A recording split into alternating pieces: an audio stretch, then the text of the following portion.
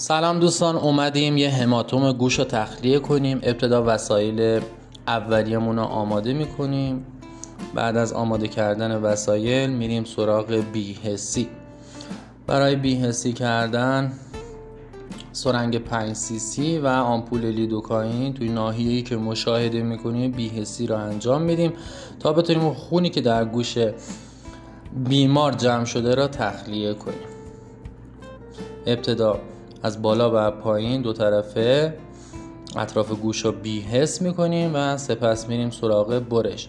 این هماتوم که میبینید داخل گوش چند روز گذشته و سفت شده و هم مجبوریم که تیغ بزنیم و ساکشن کنیم.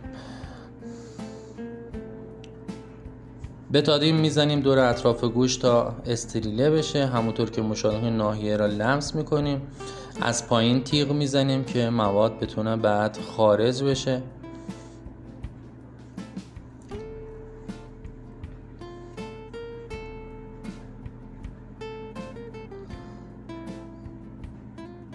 گوش بیمار الان کاملا بی‌حسه و هیچ دردی حس نمیکنه.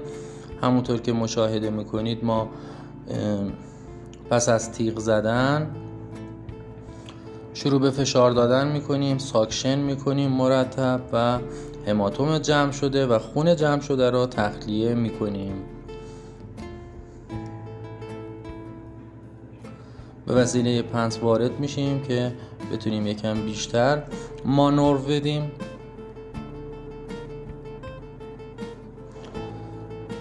سپس به وسیله سرنگ و استفاده از دستگاه ساکشن مرتب اونو شستشو میدیم و هماتومو خارج میکنیم.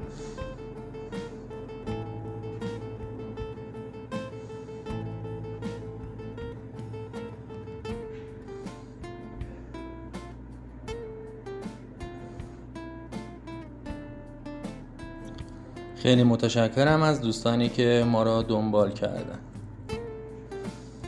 مراحل ساکشن کردن رو میبینید که خون و خونابایی که داخل گوش شده جمع شده.